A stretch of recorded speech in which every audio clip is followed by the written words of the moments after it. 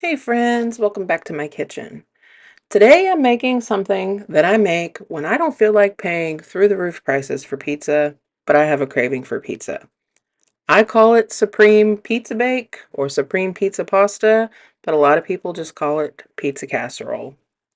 I've gone out to my garden and I've collected some fresh herbs, some basil and some oregano, and oh my gosh, it feels so good to be able to do that finally. I just gave it a really good wash, and now I'm just gonna pick it off the stems and rough chop it.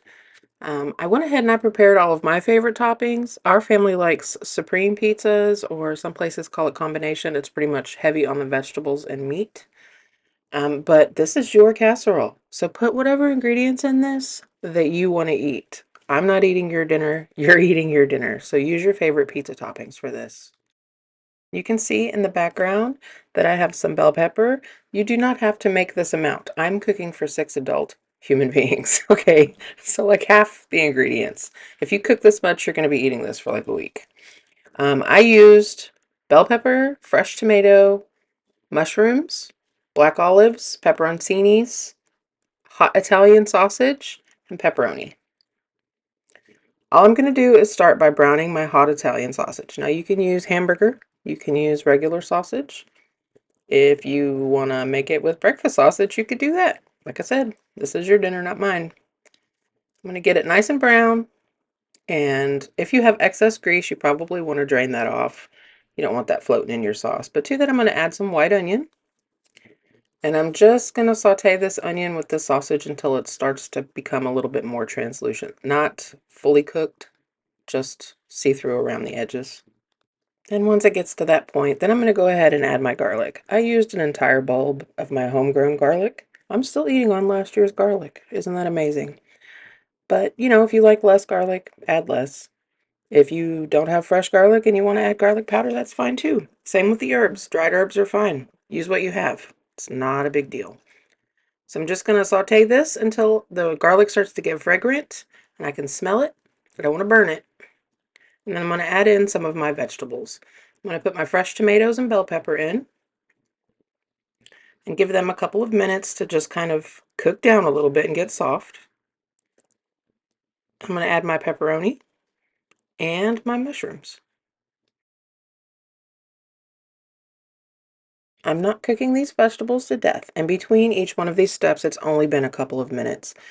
This is going to go into the oven and it's going to cook, for another 35 minutes or so. And you don't want your veggies to be mush, especially your mushrooms. You want them to still have some texture. So just cooking them till they're starting to get soft, and then we'll let the oven do the rest of the job.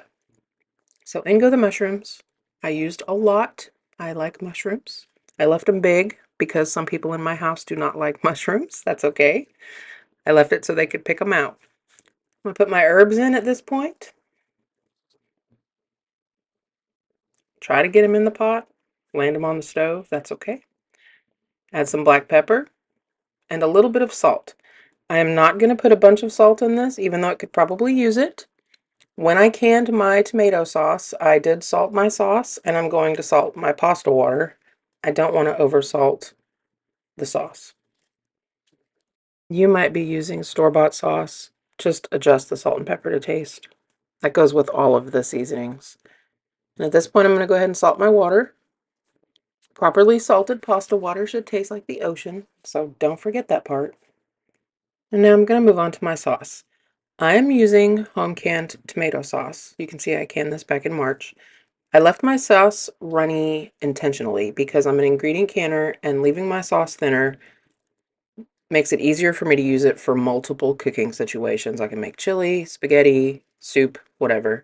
If I need it to be thicker, I can just cook it down. Because it is a runnier sauce in this instant, I am going to add a little bit of my pasta water to the sauce to help it thicken up some. If you're using store-bought sauce, you won't have to do that. So at this point, I'm just going to give everything a really good mix, and I'm going to turn my heat down to like medium. I'm going to put a lid on this, and I'm going to let this simmer with the lid on until my pasta is finished. At this point, if my husband hadn't picked up hot Italian sausage, I would have put red pepper flake in here, but it is plenty spicy on its own.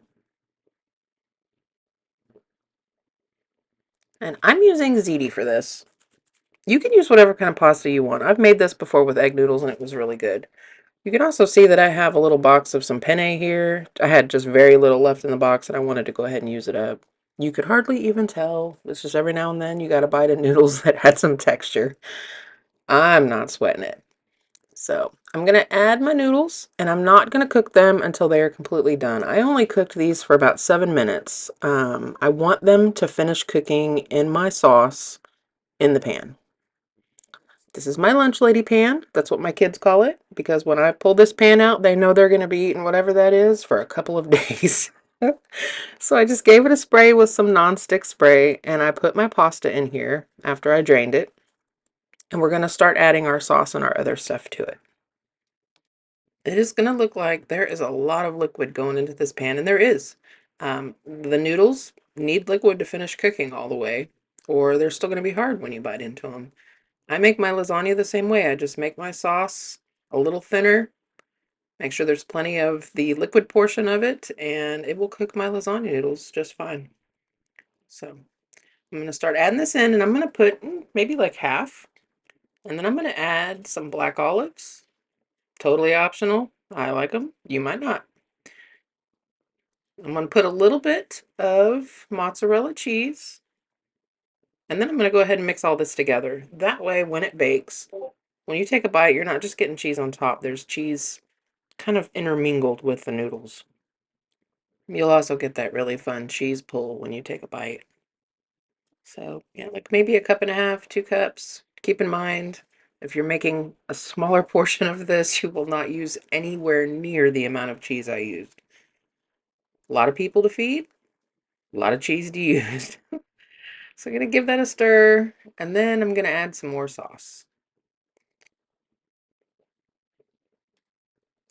I am going to stir this up one more time. I just want to make sure that the toppings are evenly distributed. You can see all that stretchy cheese in there. It already looks good. I'm going to add the rest of my sauce to the top, and then I had a little bit of Parmesan cheese in my refrigerator.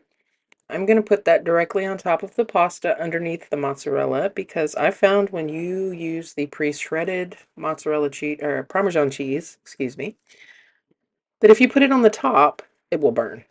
And I want this to go onto the broiler. So Parmesan on the bottom, as much as you want. And then I'm going to go ahead and top this whole thing with some more mozzarella.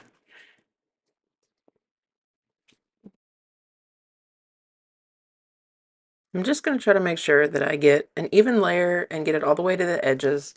It forms a really neat crust on the edges of the pan when you get it all the way. So because we like pepperoncinis, I'm going to sprinkle some sliced pepperoncinis on top of this. I eat pepperoncini peppers with my pizza, so why on earth wouldn't I want to put it here too? Just put whatever you like on top. I have my oven preheated to 400 degrees. I am going to cover this with foil. If your pan is filled all the way to the top, you might want to spray your foil to keep your cheese from sticking. And I left this in the oven for about 30 minutes or so with the foil on. Now I'm going to take the foil off. The pasta should be cooked by now. And you can see that a lot of that liquid has been absorbed. So I'm going to put this back into the oven for about 10 minutes under the broiler. Keep an eye on it. You don't want to burn your cheese. And when this comes out, I'm going to let it just sit on the oven while I go ahead and cook up some of the garlic bread that we made together a couple of weeks ago. If you want to see how I made this French bread and turned it into freezer garlic bread, I'll put a card in the corner right here and you can go check out that recipe. And all that's left when the bread is done is just to go ahead and dish this up. Pan is still very hot. These casseroles like this hold on to heat for a really long time. I'm just going to cut this corner portion and of course trying to get it out. I should have used a spatula because it's going to go everywhere. But that's really okay. Like a few of my YouTube friends say, if you're not making a mess in the kitchen, are you really even cooking? I don't think you are. It doesn't always have to be perfect and aesthetic, and you can clean up the mess after you've had dinner. If you're still here, I just want to say thanks for watching, and if you're new here, I want to say hi, my name is Jen. I do cooking videos or canning videos or even food preservation videos every Tuesday, and I do garden vlogs every Friday. If you're into that sort of content, I hope you'll subscribe and stick around for a while. We'd love to have you here. If you give this recipe a try, be sure to leave me a comment in the box below and let me know if you think that this is a good stand-in for pizza. My wallet certainly appreciated the break from having to order out, and it hit all of the taste buds and was perfect for the occasion.